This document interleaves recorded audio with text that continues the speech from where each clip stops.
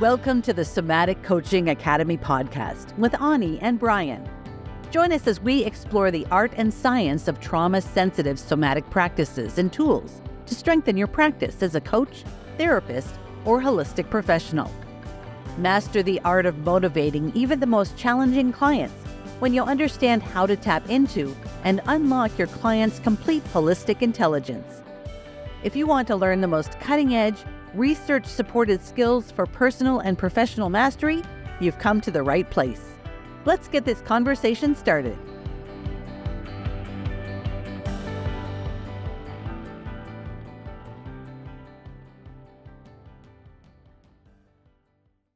Hi there, and welcome to the Somatic Coaching Academy Podcast. I'm Ani Anderson. I'm Brian Trzaskos. Brian, I'm so super excited. We're finally here making our first podcast episode. Yeah.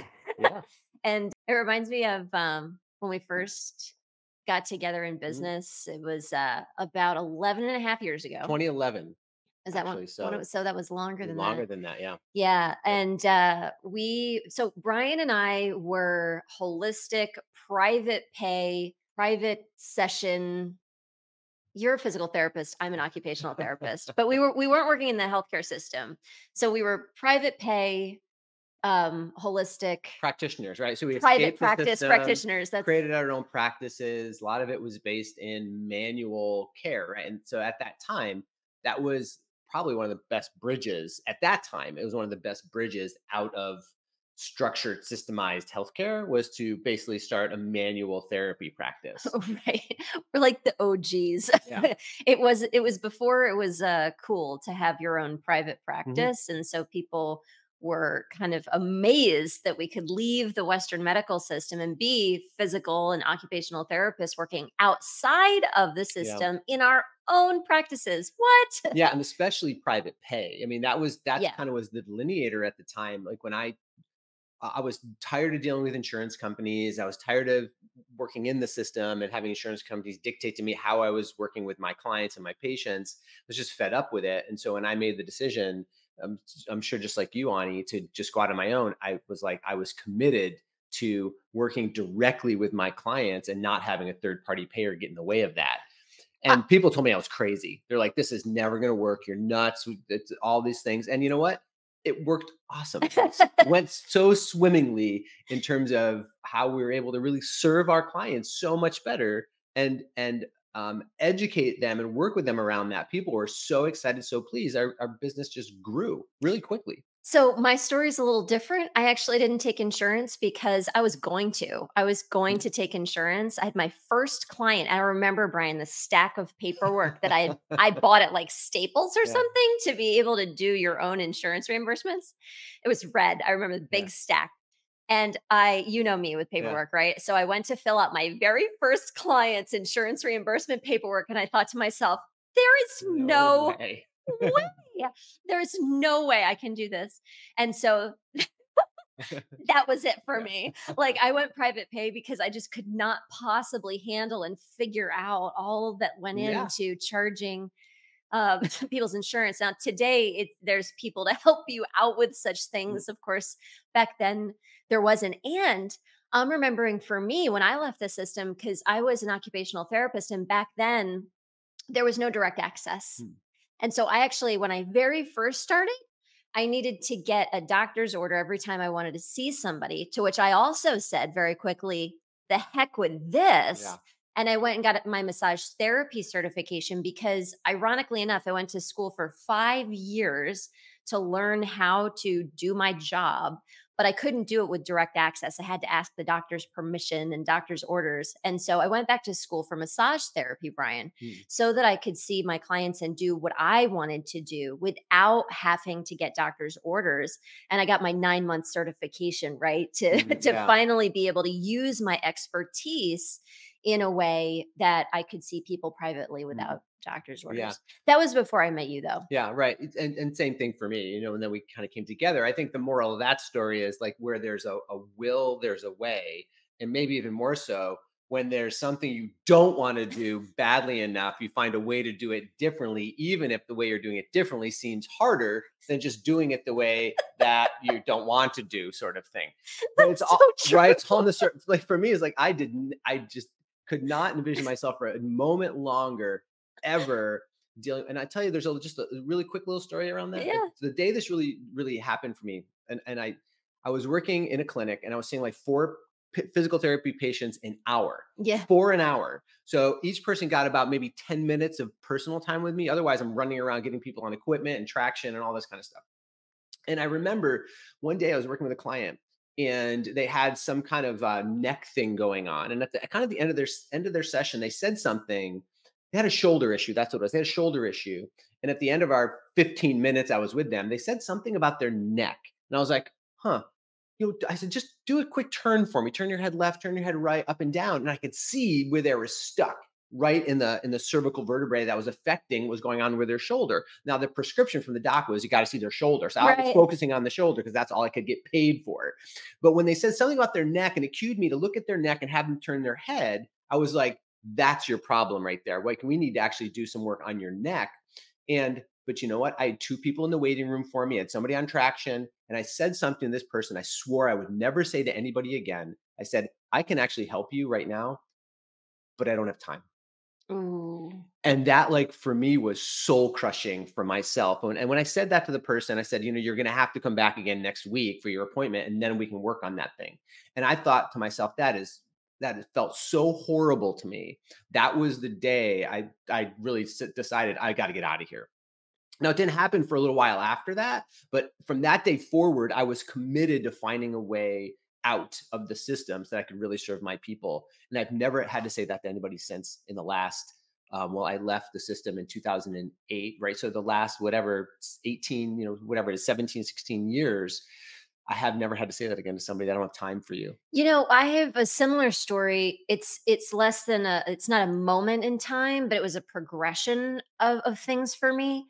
What I really loved about my job as an OT working in the medical system was the patients. It was the conversations Mm, that I was having with people. And story for another day, but I ended up working in a bunch of like skilled nursing facilities with these really old people who were amazing and had amazing stories to tell me about their lives. But I was getting rushed on by my superiors or by other colleagues or by the nurses, and people wanted to know, it bothered people because I wanted to talk to my clients, my patients more. And it bothered me because it wasn't supposed to necessarily be a part of my job. But what I saw was those conversations were so important to their healing, or can we just say to like getting better, mhm, And I actually worked with a bunch of populations that were not supposed to necessarily get better, but we did see improvement. And we saw improvement in like maybe it wasn't in their shoulder range of motion, but the sparkle behind their eye, or they'd come to sessions and they'd mm, smile, right? Or engagement. And that didn't like, I wasn't told that that was important, but I knew in my heart it was important. And I wanted to find out more about what that was. And when I started to see people on the side and my side hustle mm, outside of my job, I could actually do those things. And what I started to really put the pieces together, it really took me a long time to do this. When I left the system, I just knew I was frustrated. I wasn't being creative and I wasn't connecting with people. But what I really started to put the pieces together on is it's not just getting better, isn't just about, your body. It's also about like personal development, mm, developing yourself as a person, having conversations with people, engaging in life. And I knew there was so much more. yeah. And that's really when back to we're finally doing a podcast. When you and I got together, we had these parallel paths, Yeah. but we didn't know each other. And we met in our tiny town where we live. And I was new to the area and I was ready to just hang my shingle and start doing what I did as a private pay holistic practitioner.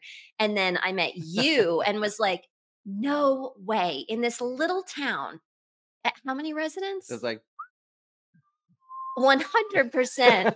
there's not enough Not enough room room in for this town for the two of but there was us. plenty of room. Well, see, that was the thing. And that's the abundance mindset, right? Like the two of us, you probably didn't feel like there was any competition with me, but I definitely felt like I had competition here. The two of us ended up going into business together to open up the town's First, first yeah. Yeah. wellness center. And so it was me and you it's like a really big room. We made two walls. So it looked like a little box Yeah. and it had little windows in it. And I had one window and you had the other Yeah. window. We're right next to each other, doing basically Mhm. the same thing, right? Yeah. In this teeny tiny town. And we had thriving practices. It Yeah. was so much fun. Yeah, it was really a lot of fun. And one of the things we really realized at that time, as we were both doing manual work on people, right? So we're working on people's bodies, and a natural part of that occurs when you're working with people is stuff comes up for folks. As we kind of segue in this idea of somatic coaching, how did that develop out of our pathways? So we like to say that your body is your subconscious mind, right? So when we're talking about any kind of personal development that people aspire to or go through, one of the things we have to help people understand is that your body is your subconscious mind. People think the subconscious is a deep, deep, dark place somewhere inside of your brain, but it's actually your body. And so when we're doing manual work with people, and a lot of people do come in to do personal development stuff, even as manual work or massage work being a key factor of that. 100%. And it's cool because when you're doing that manual work with people, like stuff comes up, like be it memories or be it images or be it just sensations or feelings or whatever it is. Can I just say something? So Yeah. manual work, if you're saying what is that? It's like putting your hands on a person and affecting their tissue or their body with your hands. Yeah. Right. So it could be lots of different ways There's to lots of talk, different a things. lot Like, of things to yeah, talk about it. yeah. And if you are a manual therapist, you know what we're talking about. If you're not, it's like massage and different techniques where the practitioner affects the muscle tissue or the tissue, not just muscles, with your hands. Yeah. It's a hands-on practice. Right. And so both of us really being in the way of empowerment, right? So one of the other key things that was interesting that Ani and I connected on very early in our practice together was we both had a goals for our clients is that we never wanted to have to see them for the thing they were coming to see us for ever again. Like We if someone wanted them came to in get for, actually yeah, better, yeah, we right? wanted to be independent, empowered. Let's get to the root cause of what's going on. Let's not just have a panacea here. We're not putting band-aids on this thing. We wanted to get to the root cause of what was happening for folks. Which was interesting in private practice because in the system, people would come with their prescription and they would only see you for 8 weeks or 12 weeks or whatever it was. And then they would go and then you'd see them again if they had another incident. But in private practice, what would happen is people could come and just like a massage, they might want to come back. And that was actually a really different paradigm. Yeah. I think it actually started to shift things for me because number one, what you just said, like I didn't want people to have to come back over and over again for the neck pain or the back pain or whatever it was that like kept coming back for them. I didn't want them to have to keep coming back, but they could also come see me whenever they wanted. Yeah. And some people loved us and they just did want to come back and see us. And so that shifted things in a therapeutic paradigm for us because then we had to figure out like, okay, what do we work on now? Mhm. And that meant helping you potentially to get better than you had been. Right. Right? Which was kind of different from the way the therapist works because you only go see a therapist when you have an incident and then you go see him for that. Yeah. Yeah. So now we're actually in that pathway of personal development. Right. So it's Exactly. not just about you're hurt, get back to baseline. Now it's about we're going from baseline further forward, developing people. And so when we're working with people on the table and naturally things come up for folks, in a therapeutic paradigm, we would say, all right, let's talk about something else. Let's solution that thing. Let's come up with a solution for it. In a coaching paradigm, you actually start to ask more questions about that. You actually start to decode. You'll actually learn to help people decode what's coming up for them in that session. And we started to get really amazing results with people in terms of their own growth trajectories. So people ask us where we learned somatic coaching. And I like to say it's not like we went somewhere to learn somatic coaching. We're one of the OG kind of pioneers who are somatic practitioners who added all of the different things that we've done in our professional background into this thing called somatic coaching. Mm. And I think, as we're talking about it, it's so interesting to see all the different ways in which we didn't know what coaching was back then. Right. Yeah. We just knew that people were coming to us, they wanted to get better, and it wasn't necessarily what we would do in the system, but we had to find ways to serve our clientele. Yeah. Because these are the people who are coming to see us. We started asking them more questions. It seemed like the reasonable thing to do. We started to ask them, well, where do you want to go? How do you want to be? And ask more coaching questions. Coaching was actually still a pretty young profession back when we started doing this anyway. You and I found out about coaching as a profession. Oh, it was probably about 10 years ago now. But when we were looking at how to grow our businesses, because in the holistic therapy space, it's not really a conversation that holistic practitioners have a whole lot about how to grow your business. But you and I started to get interested in that because people started to ask us, how do you do that as a practitioner? Yeah. I want to be able to do that with my clients. And we really started to get interested because the results we were seeing with our clients were so profound. We wanted to teach more people how to be able to have such great results with their clients too. Yeah. So we actually started our first institute, it was about 11 years ago, Yeah. to help to teach professionals to do the things that we were doing. So we kept putting ourselves in alignment with all of these coaching principles. We just didn't know at first that that's what we were doing. Yeah. Yeah. And, the interesting thing, kind of sweeping back again to the idea of how do we go from being hands-on practitioners to doing somatic coaching? Well, one of the interesting things that we discovered as we were integrating hands-on work with coaching work, people were getting just really fantastic. Our clients were really getting amazing results, not only changing what was happening for the reason they were coming to see us, like, my back feels better, but oh my God, my relationships are better. Oh my God, you won't believe I'm earning more money now, and tying it back to what we were doing. But since we were really in the way of empowerment, people, because we were still putting our hands on people, our patients thought it was us that was somehow magically transmitting something to them, that they were able to do it.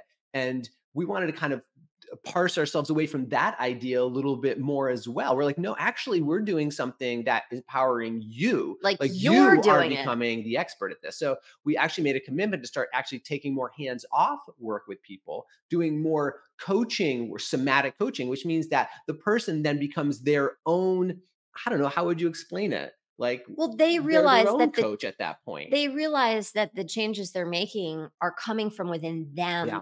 It's not something the practitioner is doing to them. They Right. go, I came up with that. Mhm. And that's how we started to see, oh, this is how we can better empower people when they realize that the power really is in them. Yep. See, we knew it as practitioners all the time.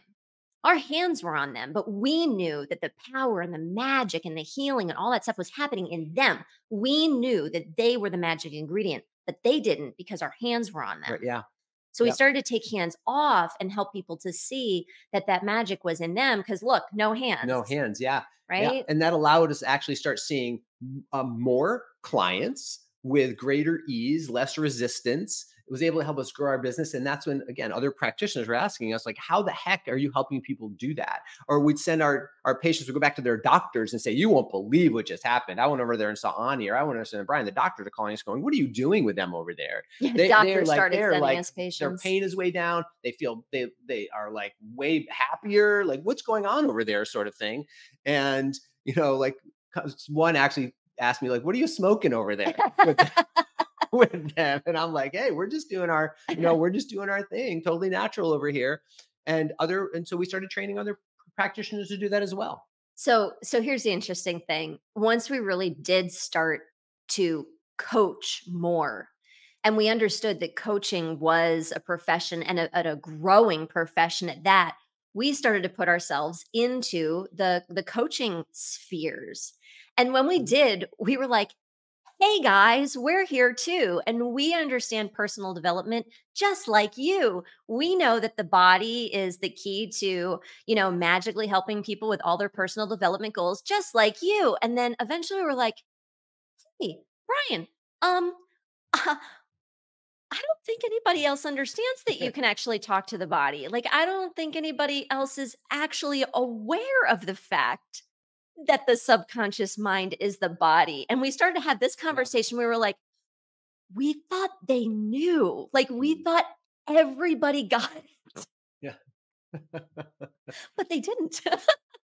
And so that's when we really understood that this was a really important mission and message, to educate the personal development and professional development fields. That the subconscious mind is the body, Mm. and there's so much more intelligence that a person can tap into when they use the body, when they use somatic skills, because otherwise you're ignoring a vastly, miraculously important part of our human intelligence. Yeah.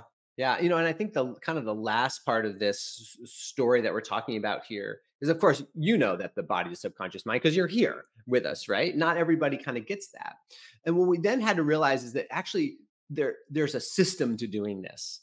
And so we are getting these great results to be perfectly transparent. Like early on, we were getting great results with people. We didn't know why we were getting results. I mean, we knew what we were doing in terms of how we were asking questions. We had to go back and kind of ask Dissect ourselves, it. like, what are we actually doing? And as we went back and looked at it, there was a very clear system that presented itself.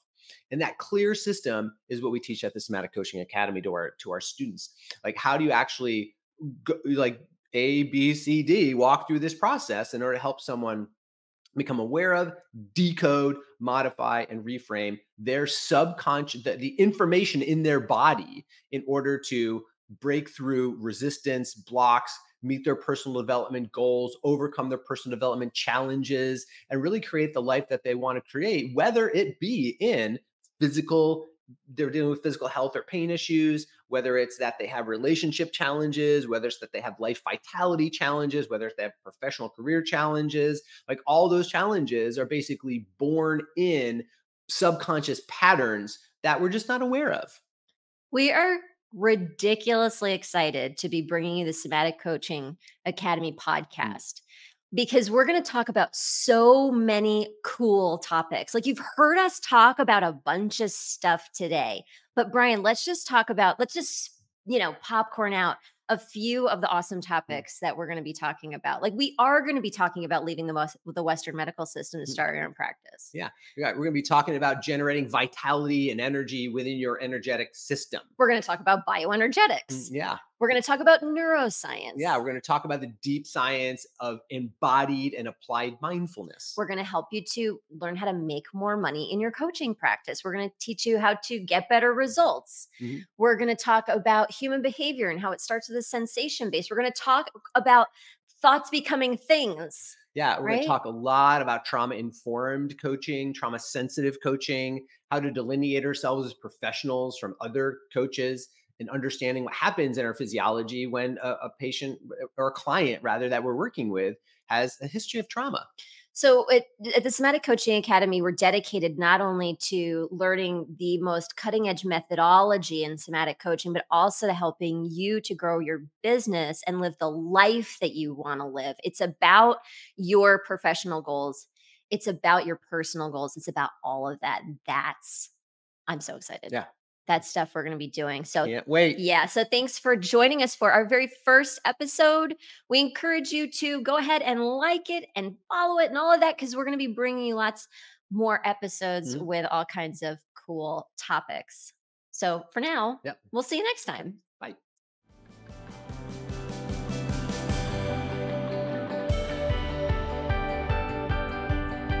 Thank you for listening to this episode. We hope that this conversation will help you improve your practice and change the way you think about your work, your clients, and yourself. Continue your exploration of trauma-sensitive somatic coaching by listening to more podcast episodes at somaticcoachingacademy.com. You could be the trusted guide that people turn to help them with their most challenging situations and to reach their most precious goals. Thank you for joining us. We'll see you next time.